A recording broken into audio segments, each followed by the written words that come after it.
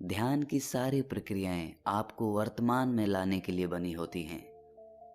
अक्सर लोग ध्यान करने से पहले ये जानना चाहते हैं कि ध्यान करने से उन्हें क्या हासिल होगा, मतलब कि ध्यान का परिणाम क्या होता है।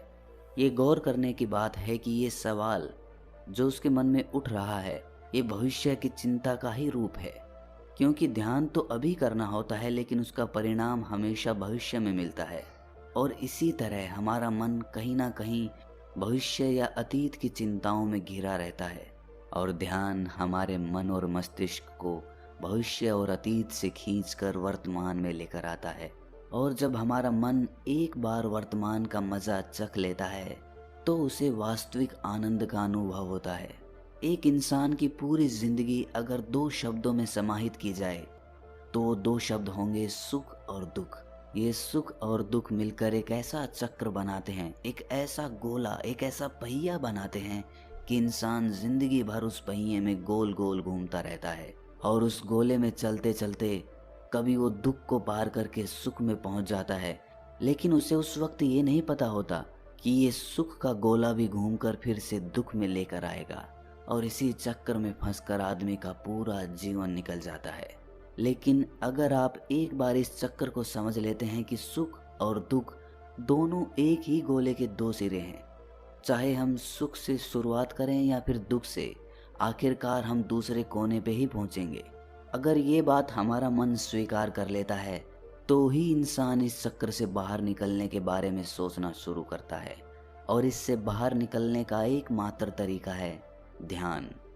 क्योंकि सुख और दुख हमेशा अतीत और भविष्य से जुड़े होते हैं, और ध्यान हमें वर्तमान के आनंद से अभिभूत कराता है।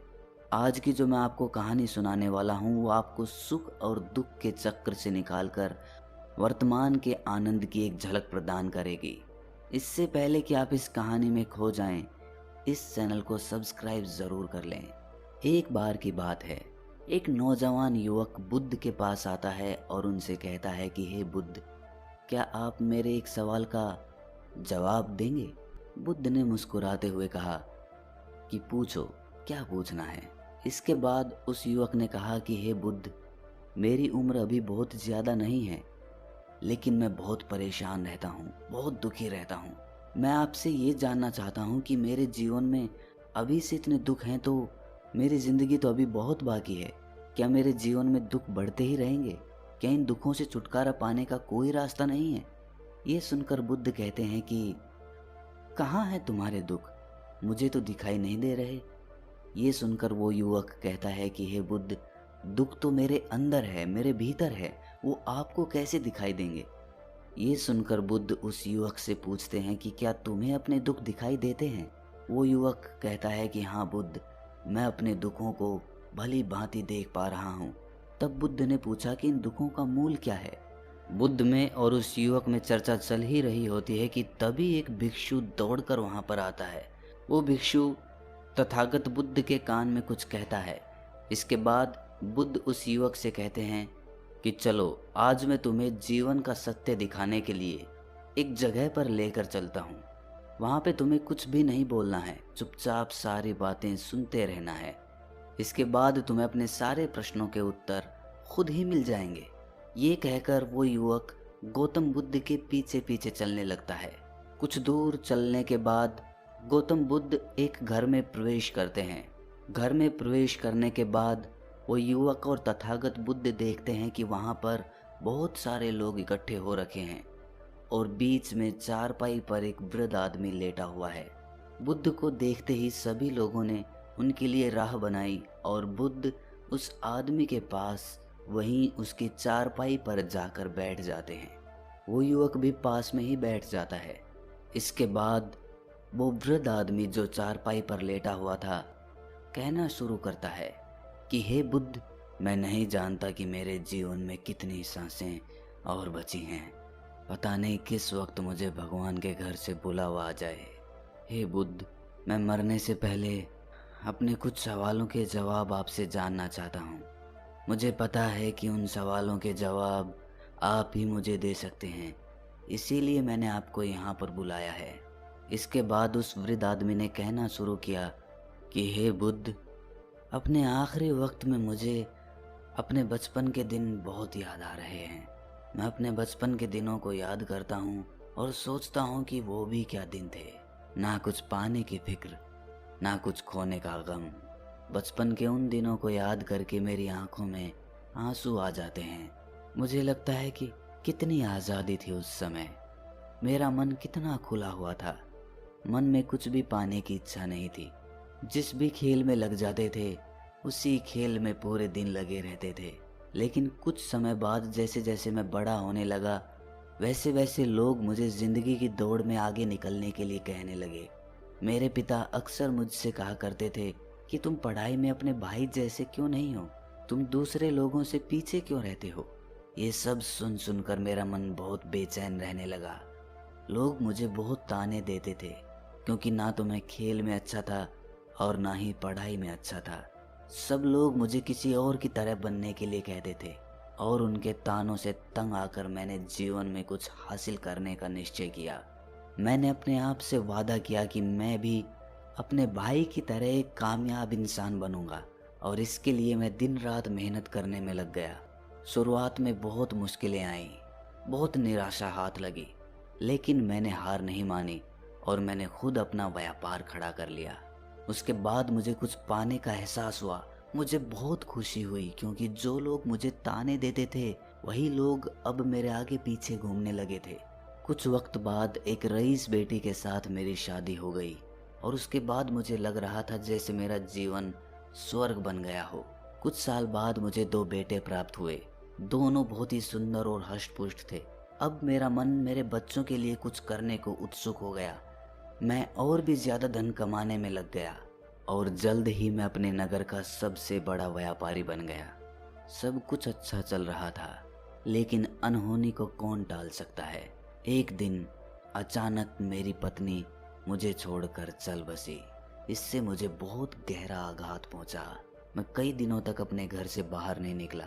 मेरे बेटे मुझे हिम्मत देते थे कि पिताजी, माताजी तो नहीं रही, और जो हो चुका वो वापस नहीं आ सकता, लेकिन हम दोनों भाई आपका हमेशा साथ देंगे, आपकी हमेशा सेवा करेंगे।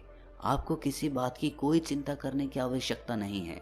और धीरे धीरे मैंने भी अपने मन को समझा लिया कि अब तो मुझे अपनी प्रिय पत्नी के बिना ही जीना पड़ेगा। इसीलिए मैंने अपना मन अपने बेटों के साथ जोड़ लिया। उनकी खुशी में ही मुझे खुशी होती थी, उनके दुख में ही मुझे दुख होता था। इसके बाद उस वृद्ध आदमी ने कहा कि हे बुद्ध, इस जीवन चक्र में अक्सर मुझे महसूस होता था कि आखिर जीवन क्या है। जीवन को उसकी गहराइयों में कैसे जाना जाए। ये कैसे जाना जाए कि मैं कौन हूँ और मैं इस दुनिया में क्या करने के लिए आया हूँ। ऐसे तमाम सवाल मेरे मन में उठते रहते थे। और मुझे आपके बारे में भी पता चला कि बुद्ध ऐसी ध्यान की प्रणालियाँ बताते हैं जिससे जीवन का मतलब समझा जा सकता है। लेकिन मैं हमेशा सोचता रहता था कि पहले मैं अपने जीवन से दुखों और परेशानियों को दूर कर देता हूँ, उसके बाद ध्यान में मैं अपना पूरा मन लगाऊंगा। और यही सोच सोच कर मैं कभी ध्यान नहीं कर पाता था। धीरे धीरे वक्त बीतता रहा, और आखिर में उम्र ढलने के बाद मैं बीमार पड़ गया। वैसे मेरे जीवन में कोई कमी नहीं रही। मेरे बेटों ने मेरा अच्छा साथ दिया। मैंने जीवन में बहुत कुछ हासिल भी किया। लेकिन अब मैं अपने जीवन में अगर पीछे मुड़कर देखता हूँ, तो मुझे एहसास होता है कि मेरे बचपन के दिन ही सबसे प्यारे दिन थे। तब उस वृद्ध आदमी ने बुद्ध से पूछा, मैं चंद घड़ियों का मेहमान बचा हूँ, ये मैं जानता हूँ, लेकिन क्या आप कुछ ऐसा सूत्र मुझे बता सकते हैं जिससे कि मैं सुकून से मर सकूं। मेरे मन के सारे सवाल जवाब शांत हो जाएं, और मैं जीवन का असली मतलब समझकर मर सकूं। ये सुनकर बुद्ध ने कहा कि हर इंसान को बचपन के दिन प्रिय क्यों होते हैं, क्योंकि उस समय उसे कोई भी चिंताएं नहीं रहती। वो आज़ाद होता है, उसके मन में कोई लालसा नहीं होती। वो जिस काम में भी लग जाता है उसी में मग्न हो जाता है। लेकिन जैसे जैसे इंसान की आयु बढ़ने लगती है, वैसे वैसे उसकी इच्छाएं, उसकी कामनाएं दिन ब दिन बढ़ती जाती है। और इसीलिए अक्सर इंसान भविष्य की तैयारियों में लगा रहता है, या फिर अतीत के बारे में सोचता रहता है, और वो वर्तमान में जीना भूल ही जाता है। और वहीं अगर हम किसी छोटे बच्चे को देखें, तो उसके लिए कोई भविष्य या कोई अतीत नहीं होता। उसके लिए बस वर्तमान होता है और इसीलिए वो वर्तमान में पूरा आनंदित होकर रहता है। तुमने अपना पूरा जीवन अपनी कामयाबियों, अपने बेटों, अपनी पत्नी और अपने भविष्य की योजनाओं में ही बिता दिया और तुम हमेशा यही सोचते रहे कि पहले मैं अपने जीवन को व्यवस्थित कर लेता हूँ और उसके बाद सत्य की खोज करूँगा, उसके बाद ध्यान करूँगा। लेकिन हम ये भूल जाते हैं कि कल कभी नहीं आता। भविष्य की योजनाएं कभी पूरी नहीं होती। जब एक योजना पूरी होती है तो हमारा मन दूसरी योजनाएं बना लेता है और इस प्रकार जीवन चक्र चलता रहता है। और अब आखिरी समय में जब मृत्यु तुम्हारी सैया पर लेटी हुई है तो तुम्हें एहसास हो रहा है कि मैंने जीवन में कुछ भी हासिल नहीं किया। अब तुम्हें लग रहा है कि जो भी तुमने किया उसमें से तुम एक सुई भी अपने साथ नहीं ले जा सकते। अगर यही बात तुम उस वक्त समझ लेते, मृत्यु कभी निश्चित होकर नहीं आती, वो तो कभी भी आ सकती है। अगर ये बात उस वक्त तुम्हारा मन समझ लेता तो तुम उसी वक्त ध्यान और सत्य की खोज में लग जाते। तुम कोई ऐसी चीज खोजने की कोशिश करते जो तुम्हारे साथ जा सके, जो तुम्हें परिपूर्णता से मरने का मार्ग दिखा सके। उस वृद्ध आदमी ने हाथ जोड़कर बुद्ध से कहा कि हे बुद्ध, ये तो मैं जानता हूँ कि मुझसे गलतियाँ हुई हैं। मैंने अपने जीवन को सार्थक रूप से जिया ही नहीं और इस बात का मुझे बहुत गहरे में एहसास हो चुका है। लेकिन मैं आपसे फिर से वही सूत्र जानना चाहता हूँ कि क्या मैं अभी परिपूर्णता के साथ नहीं मर सकता? क्या मुझे अभी सत्य की कोई झलक नहीं मिल सकती? ये सुनकर बुद्ध ने उस आदमी का हाथ सहलाते हुए कहा कि अब तो एक ही सूत्र समझने लायक रह जाता है और वो सूत्र ये है कि तुमने जीवन में जो कुछ भी पाया या जो कुछ भी खोया वो सब यहीं पर छोड़कर चले जाओ। उसे अपने मन के साथ जोड़कर मत ले जाओ। अपने मन में ये भाव पैदा करो कि तुमने अपने जीवन से बहुत कुछ सीख लिया और वास्तविकता में तुमने अपने जीवन में बहुत प्रगति की है, क्योंकि तुमने ये जान लिया है कि जीवन में कुछ भी सार्थक नहीं है और ये जानना भी बहुत बड़ी उपलब्धि होती है। लोग जीवन भर जीते जीते मर जाते हैं लेकिन उन्हें जीवन की निरर्थकता का कोई पता नहीं चलता। इसीलिए अभी अपने मन से सारे सवाल गिरा दो और ये भाव पैदा करो कि जीवन में जो कुछ जानने जैसा था वो मैंने जान लिया है और अब जीवन में कुछ भी जानने जैसा नहीं बचा है। जब तुम इस भाव, इस बोध से भर जाओगे तो तुम बिल्कुल खाली होकर मृत्यु को प्राप्त हो जाओगे। और वास्तविकता में यही मरने की कला होती है। हमने जीवन में जो कुछ भी पाया, जो कुछ भी खोया, वो इसी दुनिया का था और वो यहीं पर रह जाएगा। हमारे साथ कुछ भी नहीं जाएगा। हम खाली जाएंगे, हम बिल्कुल खाली जाएंगे। और जो लोग अपने मन से बिल्कुल खाली होकर जाते हैं, वास्तव में उनके अंदर ज्ञान का दीप जल जाता है और वो आगे चलकर दूसरे जन्मों में उस निर्वाण की स्थिति को प्राप्त कर सकते हैं। लेकिन उससे पहले तुम्हें इस जीवन की निरर्थकता को समझना होगा। यहाँ पर कुछ भी पाना या कुछ भी खोना कोई मायने नहीं रखता।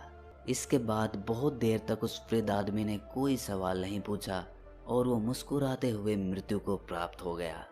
इसके बाद बुद्ध ने उस नौजवान युवक से पूछा कि क्या तुम्हें अपने सवालों के जवाब मिले, और मिले तो तुम्हें क्या जवाब मिले, सभी को बताओ। उस युवक ने कहा कि हे बुद्ध, मुझे अपने सवालों के जवाब मिल गए हैं। इस वृद्ध आदमी के जीवन चक्र से मैं समझ गया हूँ कि जीवन में कुछ भी पाने जैसा नहीं होता। सुख हो या दुख हो, सब कुछ यहीं पीछे रह जाता है और अगर हम इसी चक्र में फंसे रह जाएंगे तो हम सत्य को कभी नहीं जान पाएंगे। इसीलिए जीवन में सुख और दुख तो चलते ही रहेंगे, इसके साथ साथ चलते हुए ही हमें सत्य की खोज करनी पड़ेगी। लेकिन बुद्ध, मेरे मन में अब भी एक सवाल बाकी है जिसका जवाब जानना सबके लिए बहुत ज़्यादा ज़रूरी है। मेरा सवाल है कि मैं ध्यान की यात्रा करने के लिए बहुत प्रेरित हुआ हूँ, लेकिन मुझे कोई मार्ग नहीं पता ध्यान कैसे किया जाता है। कि ध्यान की सभी प्रक्रियाएं तुम्हें होश में लाने के लिए ही बनी हैं, तुम्हें वर्तमान में लाने के लिए बनी हैं। अगर तुम किसी भी काम को पूरी उपस्थिति के साथ, पूरे एकाग्र भाव से अपने आप को पूरा इकट्ठा करके कर सकते हो तो तुम ध्यान में ही होते हो। लेकिन हमारा ध्यान इधर उधर भटकता रहता है। अपना काम करते करते वर्तमान में रहने के लिए मैं तुम्हें एक छोटी सी विधि बताता हूँ, जिसके जरिए तुम अपना काम भी कर सकते हो और ध्यान को भी समझ सकते हो। जब भी तुम चलते फिरते हो, उठते बैठते हो, सिर्फ अपनी सांसों पर ध्यान लगाना शुरू करो। सांस किस नाक से आ रही है, किस नाक से जा रही है, नाक के कौन से कोने से टकरा रही है, सिर्फ तुम उसके साक्षी भर हो जाओ। सिर्फ उसको देखते रहो। कुछ भी काम कर रहे हो, चल रहे हो, फिर रहे हो, खाना खा रहे हो, सिर्फ अपनी सांस पर ध्यान लगाओ। और ये करते वक्त तुम्हें महसूस होगा कि तुम्हारा दिमाग, तुम्हारे विचार तुम्हें इधर उधर ले जाते हैं, लेकिन थोड़ी देर बाद तुम्हें फिर से होश आएगा कि तुम्हें अपनी सांसों पर ध्यान लगाना है और तुम्हारा ध्यान फिर से सांसों पर टिक जाएगा। और धीरे धीरे जब तुम अपने विचारों को देखने लगोगे तो तुम पाओगे कि विचार विलीन होने लगे हैं। तुम्हारे अंदर बस एक खाली मैदान बचा हुआ है। सारे सवाल जवाब विलीन हो चुके हैं। इसके बाद बुद्ध ने कहा कि सांसें जो होती हैं वो वर्तमान में चलती है, ना ही वो भविष्य में चलती हैं, ना ही अतीत में चलती है। वो वर्तमान होता है, वही वर्तमान स्थिति होती है। और जब तुम अपनी सांसों से जुड़ जाते हो तो तुम वर्तमान में ध्यान लगाना सीख जाते हो, क्योंकि सांसें जिन पर तुम ध्यान लगा रहे हो वो वर्तमान में चल रही होती है। इसके बाद धीरे धीरे कदम दर कदम तुम्हें ध्यान का खुद ही एहसास होने लगेगा। फिर तुम जो भी काम करोगे उसमें तुम्हारा पूरा चित्त लगा होगा। तो शुरुआत वहीं से करो जहां पर तुम हो। यहीं से, अभी से अपनी सांसों को पकड़ना शुरू कर दो।